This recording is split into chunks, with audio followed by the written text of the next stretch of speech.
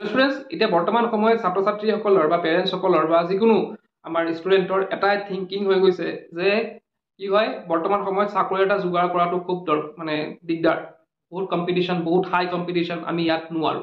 বহুতে কি কৰে সেইটো বস্তু ডিনাই কৰি দিয়ে, তেওঁলোকে মনৰ পৰা ভাবি লয় যে চাকৰি পোৱাটো বৰ্তমান সময়ত এটা কঠিন। ইয়াৰ মেইন ৰিজনটো হৈছে যে কম্পিটিশ্যন বহুত হাই বুলি ভাবে তেওঁলোকে। আৰু হয়ও কথাটো যে এটা যদি আমি এটা পোষ্ট ওলাই তাৰ বিপৰীতে 1000জন বা 2 বা 3000জন তেওঁলোকে এপ্লাই কৰা মানুহ ওলাই যায় বা ষ্টুডেণ্ট ওলাই যায়, বা 10,000 এটা বছৰত 10,000ও এপ্লাই কৰিব পাৰে, কাৰণ ইমান নিবনুৱা সমস্যাৰ সৃষ্টি হৈছে দেশত। গতিকে তেনেধৰণৰ আছে, মানে বহুতে সেইটো অপেক্ষা কৰি আছে চাকৰি এপ্লাই কৰিম, চাকৰি এটা ল'ম। এতিয়া তুমি চাকৰিটো কেনেকৈ পাবা? তুমিওতো ভাবি আছা হয়তো যে চৰকাৰী চাকৰি পোৱাটো মোৰ কাৰণে ইমানটো সহজ নহ'ব, মই নোৱাৰিম হয়তো। কিন্তু এটা বস্তু তোমালোকে লক্ষ্য কৰিবা, আমাৰ অসমৰ পাৰ্চপেক্টিভত আমি ডিছকাছ কৰিম কথাখিনি, গোটেই ভাৰতৰ পাৰ্চপেক্টিভত নহয়, অসমৰ কথা মই ডিছকাছ কৰিম।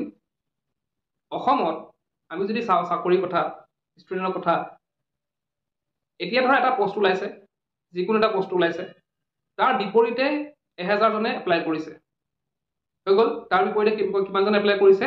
1000জনে এপ্লাই কৰিছে। এতিয়া তুমি ভাবি আছা যে মোৰ কম্পিটিশ্যন কাৰ লগত? এই 1000জনৰ লগত। একচুৱেলি নহয়।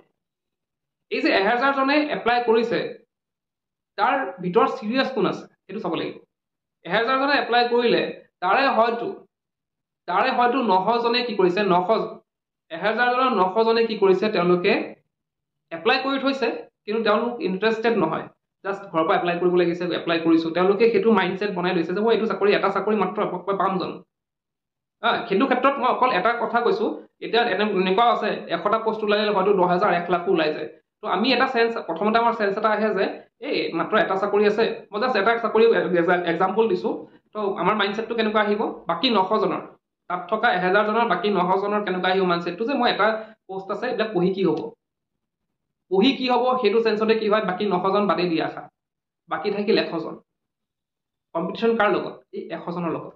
তোমাৰ সেই বাকী 900 ইয়াতে গ'লেই, শেষ হৈ গ'ল। এতিয়া যে বাকী থাকিল 100জন, সেই 100জনৰ কিমানজনে চিৰিয়াছলি তেওঁলোকে পঢ়িছে, সেই চাকৰিটোৰ কাৰণে কিমানজনে চিৰিয়াছলি পঢ়িছে সেইটো চাব লাগিব। আমি যদি চাওঁ এই এটা পোষ্টৰ কাৰণে 100জনৰ 50জনে হয়তো চিৰিয়াছলি পঢ়িছে। 100জনৰ তেওঁলোকে চিৰিয়াছলি লৈছে এক্সামটো, বাৰু এক্সামটো মানে দিব লাগিব, কিন্তু দিব লাগিব বুলিয়ে তেওঁলোকে কিন্তু যোনটো হিচাপত পঢ়িব লাগিছিল সেইটো হিচাপত পঢ়া নাই। তো তাৰ পৰা কি হ'ল, এই 100জনৰ পৰা 50জন মাইনাছ কৰি থোৱা, বাকী থাকিল কিমান? আৰু 50জন। এতিয়া বাকী যে থাকিল 50জন, সেই 50জনে কিমান চিৰিয়াছলি লৈছে, বা সেই 50জনৰ কম্পিটিশ্যন, মেইন কম্পিটিশ্যন হৈছে আমাৰ এই 50জনৰ লগত, বাকী 950 কেঞ্চেল কৰি থোৱা।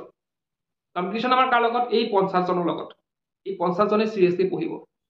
এতিয়া এই 50জনৰ মাজত মই এজন কিদৰে হ'ম, সেই 50জনৰ মাজত মই এই চাকৰিটো কিদৰে ল'ম, ইয়াৰ মেইন হৈছে, আমি কম্পিটিশ্যনৰ যদি কথাটো ভাবো, আমি এটা কথা মাইণ্ডছেট লগাব লাগিব যে আমি কি কৰিব লাগিব, সেই 50জনৰ তুলনাত মই কিদৰে বেছিকে পঢ়ো, মই কিদৰে ইনফৰমেশ্যন গোটাম, আমি কিদৰে ইনফৰমেশ্যন বেছিকে গোটাম সেই 50জনৰ, মানে সেই 50জনৰ ক্ষেত্ৰত, মানে তাতকে আমি কিদৰে ভালকে পঢ়িম, সেইটো ষ্ট্ৰেটেজি বনোৱাটোৱে আমাৰ হৈছে এটা লক্ষ্য।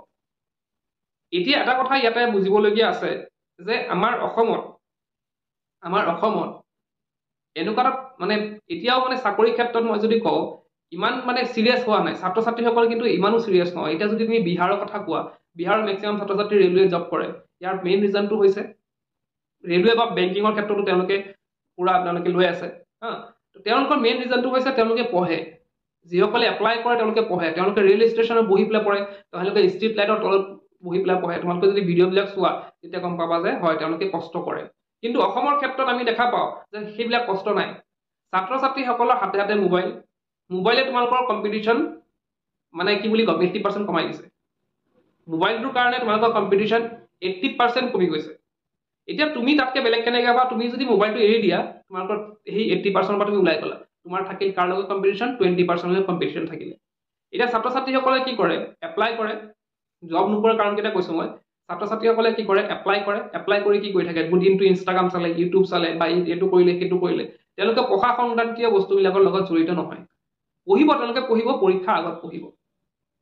এক্সাম ডেটটো যেতিয়া ডিক্লেয়াৰ কৰিব, প্ৰথম অৱস্থাত এক্সাম ডেটটো ডিক্লেয়াৰ নকৰে যিকোনো এক্সামৰ, প্ৰথম অৱস্থাত এক্সাম ডেটটো ডিক্লেয়াৰ নকৰে তেওঁলোকে যেতিয়া দেখে এক্সাম ডেটটো ডিক্লেয়াৰ কৰিছে এমাহ আগত বা 15 দিন আগত তেই 15 দিন তেওঁলোকে পঢ়িলে তাৰ মাজত তুমি চাকৰিটো কেনেকৈ ল'বা তুমি এপ্লাই কৰাৰ লগে লগে যদি তুমি পঢ়া ষ্টাৰ্ট কৰি দিয়া চাকৰিটো তোমাক দিবই লাগিব সেইটো তুমি যদি এপ্লাই কৰা 20 দিনাখনৰ পৰা তুমি যদি পঢ়া ষ্টাৰ্ট কৰি দিয়া চাকৰিটো তোমাৰ কাৰণ মই কি কৈছিলো যে তোমাৰ কম্পিটিশ্যন কাৰ লগত সেই 20% লগত বা সেই মই যে ক'লো যে 1000ৰ ভিতৰত 950 গুচি গ'ল সেই যে 50 জন থাকিলে সেই 50 জনৰ লগত তোমাৰ কম্পিটিশ্যন আৰু সেই 50 জনৰ লগত যদি কম্পিটিশ্যন কৰিব আছে আমি কেতিয়া পঢ়িব লাগিব আমি এপ্লাই কৰাৰ পিছতে পঢ়িব লাগিব আজি যিমান চাকৰি পাইছে তোমাৰ লগৰ কোনোবা হ'ব পাৰে বা তোমালোকৰ ওচৰ চুবুৰীয়া কোনোবা হ'ব পাৰে বা তোমাৰ দাদা ভাইটি কোনোবা হ'ব পাৰে তেওঁলোকক যদি তোমালোকে সুধি চোৱা তেওঁলোকে কিদৰে পঢ়িছে চাকৰিৰ কাৰণে তেওঁলোকে ক'ব যে আমি আৰম্ভণিৰ পৰা পঢ়িছিলো আমি চাকৰিৰ কাৰণে এক্সামৰ আগত পঢ়ি যোৱা নাছিলো তো সেই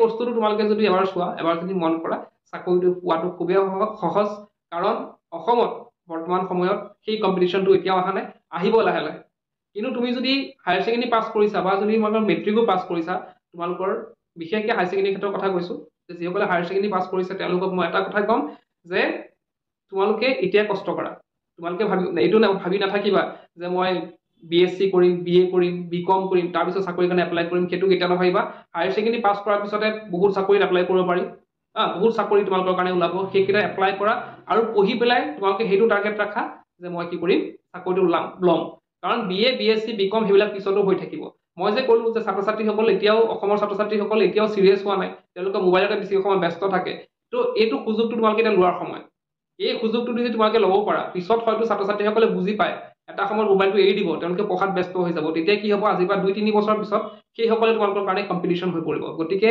এতিয়া সময়তে যিটো সময়ত ছাত্ৰ ছাত্ৰীসকল মোবাইলত ব্যস্ত থাকে সেইটো সময়তে তোমালোকে চাকৰিটো লোৱাৰ সময় আৰু সিৰিয়াছ হোৱা তুমি যদি মোবাইলটো থৈ পেলাই যদি সিৰিয়াছ হৈ পেলাই তোমালোকে যদি পঢ়া ষ্টাৰ্ট কৰি দিয়া চাকৰিটো এপ্লাই কৰাৰ পিছতে তেতিয়া তোমালোকৰ কিন্তু এটা ভাল এটা চাকৰি তোমালোকে লাভ কৰিবা আৰু চাকৰি পোৱাৰ পিছতো আজিকালি ডিষ্টেন্স মোডত BA BSc BCom যি মন যায় তোমালোকে কৰিব পাৰা কোনো ধৰণৰ অসুবিধা নাই তো সেইটোৱে আছিল আজি HSLC 2025 পাছ কৰা দিয়া তো তেওঁলোকৰ ছাত্ৰ ছাত্ৰীসকলক মই সেইটোৱে ৰিকুৱেষ্ট কৰিম আজি ভিডিঅ'টো শেষ কৰি কিপ